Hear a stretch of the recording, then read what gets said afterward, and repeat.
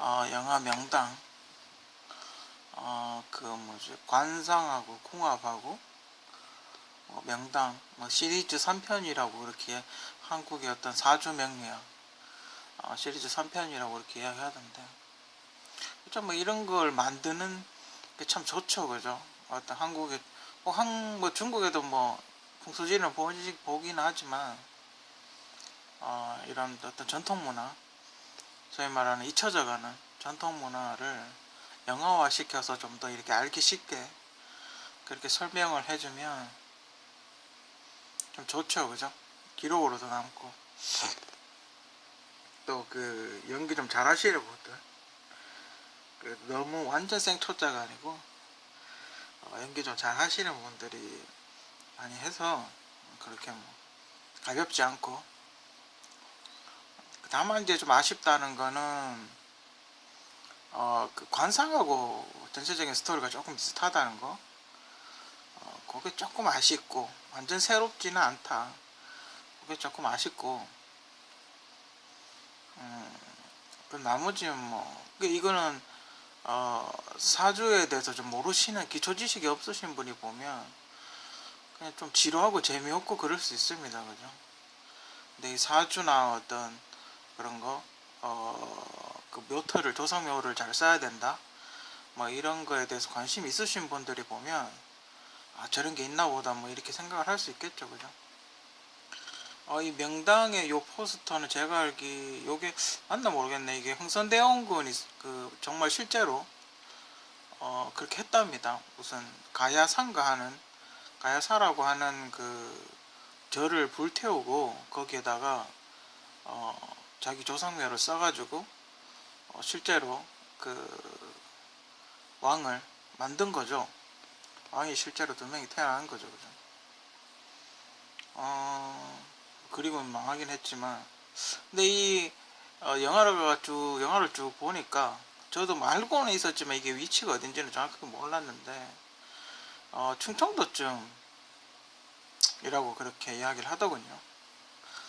그래서 이렇게 다른 거와 연관해서 쭉 이렇게 생각을 해보니까 이 생긴 게 좀 뭐 외설스럽게 생각할 수도 있겠지만 그 여자 자궁 같지 않습니까? 여성의 생식기 같지 않습니까? 그죠? 그러니까 여기에 무덤을 쓰게 되면, 그죠? 여기에 무덤을 쓰게 되면 일종의 그 성관계를 하는 듯한 그런 느낌이 들죠, 그죠? 그러면 여기에다 묘를 쓰면 이 사람이 이제 큰 사람이 태어난다라는 거죠. 왜냐하면 이게 만약에 여성의 성기라고 가정을 했을 때 얼마나 크겠습니까? 사람은 얼마나 크겠습니까? 그죠? 생식기가 요만한데 그럼 엄청나게 큰 사람에게서 태어나겠죠, 그죠? 누군가가. 그러면 그 사람은 보통 사람은 아니다, 그죠?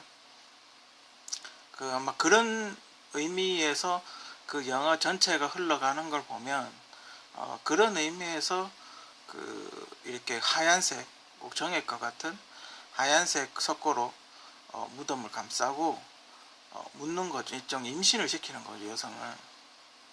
그죠?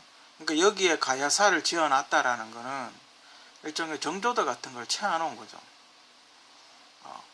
일단 처녀인 거죠, 그죠? 처녀든지 아니면 정조대를 이렇게 채워놨는데 그걸 뚫고 들어가서 임신을 시킨 거죠, 그죠? 그래서 항상 이렇게 물이 있어야 돼요, 그죠? 물이 좀 나와야 되죠, 그죠? 이걸 외설스럽게 생각할 게 아니라 실제로 가장 좋은 명당은 여성의 자궁과 같이 생긴, 여기도 한번 보시면 여성의 질이나 자궁같이 생긴 모양으로 하고 있을 때 그러니까 우리가 엄마 뱃속에 태아로 그런 형태로 있을 때 그게 가장 좋은 명당이라고 그렇게 이야기를 합니다. 실제로 제가 이렇게 외설스럽게 이야기를 하는 게 아니라 이렇게 보면 이렇게 감싸고 있는 그런 게 좋은 겁니다. 실제로 또 이렇게 자세히 보면 비슷하죠, 그죠? 보통 그 사방신 있지 않습니까? 백호, 현무, 주작, 청룡 있지 않습니까? 그 자리에 묘를 쓰는 거죠. 그러니까 만약에 어르신이 좀 안 좋게 돌아가셨다, 그죠? 그러면 이제 백호 자리에다 묘를 써야 되죠. 왜 백호 자리에다 묘를 써야 되냐면 안 좋게 돌아가셨으니까 백호는 귀신을 이렇게 약간 제압하는 그런 성격이 있기 때문에 안 좋게 돌아갔으니까 후손들한테 해코지를 할 수 있겠죠, 그죠?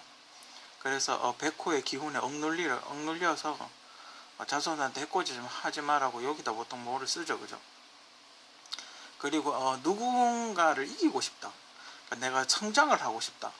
그러니까 만약에 내가 중소기업인데 대기업이 되고 싶다 그러면 청룡자리에다가 조상묘를 쓰죠. 그래서 이렇게 2등, 1등을 이기는.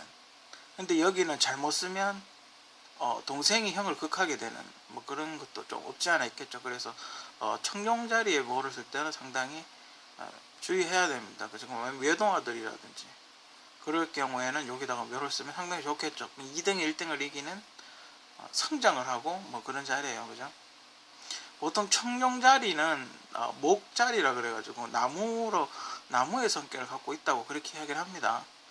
그래서 이렇게 나무와 같이 이렇게 성장을 하는 우리 사주에도 금인이 있고 목인, 그러니까 월화수목금 오행이 있지 않습니까?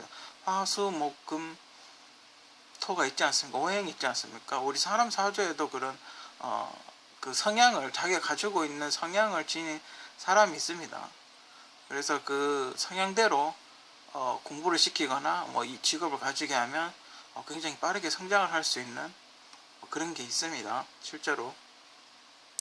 그러니까 이쪽은 목성이 강하기 때문에 교수라든지 학자라든지 뭐 하여튼 그런 식으로 많이 됩니다. 그러니까 목성을 가진 사람들은 연구를 되게 많이 합니다. 그래서 공부를 하거나 학자가 되면 굉장히 끊임없이 이렇게 연구를 하거나 그렇게 되는 성격이 그렇게 있습니다. 그래서 그런 걸 잘 주의하시고 그 호랑이는 금이죠. 백호가 금의 기운이 강하죠, 그죠? 여기 금의 기운이 잘하니까 뭐 판사나 검사나 군인이나 그 경찰이나 뭐 이런 걸 하면 공무원이나 이런 걸 하면 잘하겠죠, 그죠? 주작은 이제 우두머리니까 만약에 본인이 현재 뭐 아니다, 뭐 우두머리가 아니다, 그러면 여기다 묘를 써서 자기가 우두머리가 되거나 아니면 자기가 현재 최고다, 지금 현재 우두머리에 올라갔다, 그러면 이제 이쪽이 현무 쪽이 되겠죠. 여기다가 뭐를 써서 현재 자신의 위치를 방어를 하는 뭐 그런 게 되겠고, 보통 주작에다 뭐를 쓰면 우두머리가 되겠죠, 그죠? 이미 우두머리가 됐으면 현무로 가고, 그죠? 현재 자리를 방어하는 거고. 실제로 그 산이 이렇게 다니시면 정말 신기하게도 산이 이렇게 뾰족한 산이 있습니다. 산 모양이 이렇게 다니시면 여러분들 이렇게 어디 다니시다가 자세히 잘 보시면 산이 이렇게 뾰족한 산이 있습니다. 이런 걸 목산이라고 그런답니다.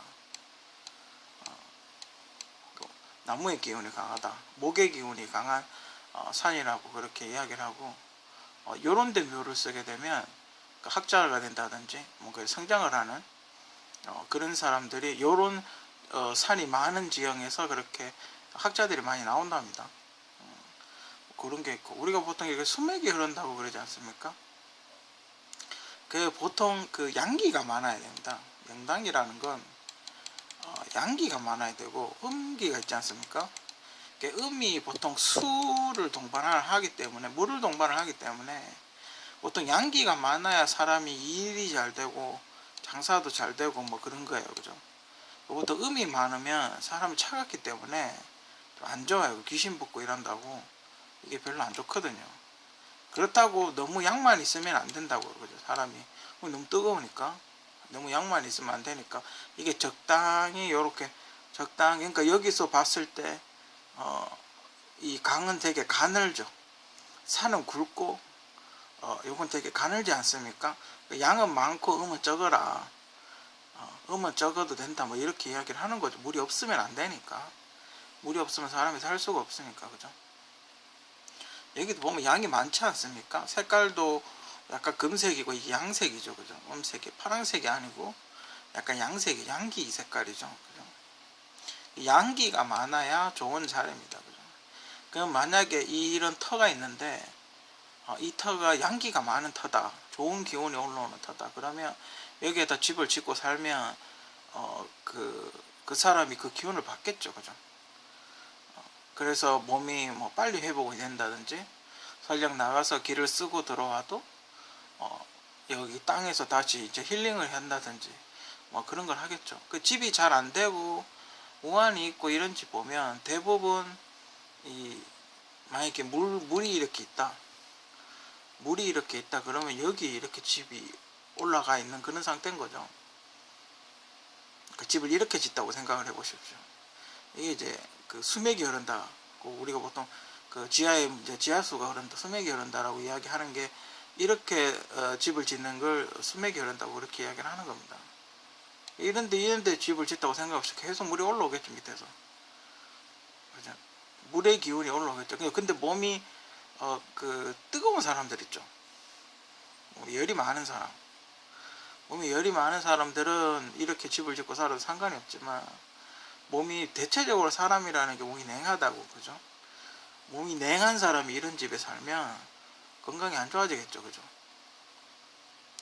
막 뭐랄까, 기가 좀 빠져나간다 그래야 되나? 그러니까 이 물의 기운이 몸에 들어오면 아무래도 살이 찐다든지 뚱뚱해진다든지, 그죠? 좀 안 좋아지겠죠, 그죠? 그러니까 만약에 목의 기운이 강한 사람이라면 여기 집 짓는 게 아니고 이제 요렇게 집을 지으면 되겠죠. 물을 가까이에 두고 집을 지으면, 목성인 사람은 나무가 성장을 하려면 물이 있어야 되니까, 그죠? 요렇게 집을 지으는 건 괜찮겠죠, 그죠? 이렇게 집을 지으면 안 된다는 거죠, 그죠? 뭐 그런 게 풍수지리인 거예요, 그죠? 그 바람이 이렇게 불면 물기운이 이렇게 들어오겠죠, 그죠? 우리 시골에 할아버지 집 가면 요렇게 지어져 있는데, 바로 그러니까 개천에서 굉장히 가까운 집에 그 논을 사이에 두고 개천에서 되게 가깝게 집을 지놨는데, 바람이 이렇게 집적으로 이렇게 불어오게 됐어요. 그래서 제가 보기에는 우리 시골 집은 목의 성질이 갖고 있는 사람은 굉장히 좋다. 왜냐하면 수분이 적당히 이렇게 들어오기 때문에 나무가 성장하기에는 굉장히 좋은 터다. 그렇게 보고, 실제로 제가 어릴 때, 지금은 뽑아버렸는데, 뭐 공사한다고 뽑았는데, 옛날에 감나무가 큰 게 있었거든요. 근데 다른 집 감나무보다 저희 시골집에 있는 감나무가 훨씬 굵고 컸단 말이죠. 그러니까 다른 집 감나무는 비리비리했어요. 물론 연생이 얼마 안 됐을 수도 있는데 굵기가 굉장히 가늘고 그랬는데, 저희 할아버지 집에 있는 감나무는 굉장히 잘 자랐습니다. 실제로 물이 많고 수분이 적당히 날라오고 옆에 또랑 같은 게 흐르고 이렇기 때문에 나무가 자라기에는 상당히 좋은 자리죠.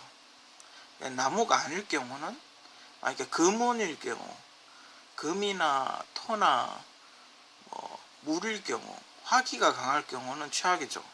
화기를 꺼버릴 테니까, 그죠? 그 물하고 이렇게 상극이 되는 성질의 사람이 시골집에 살게 되면 상당히 안 좋겠죠. 아니면 물의 성질을 갖고 있으면 아무 상관이 없고, 그죠? 그러니까 나무의 성질이 갖고 있는 사람만 잘 자라는 그런 게 이제 풍수지리. 알고 보면 별거 아닙니다.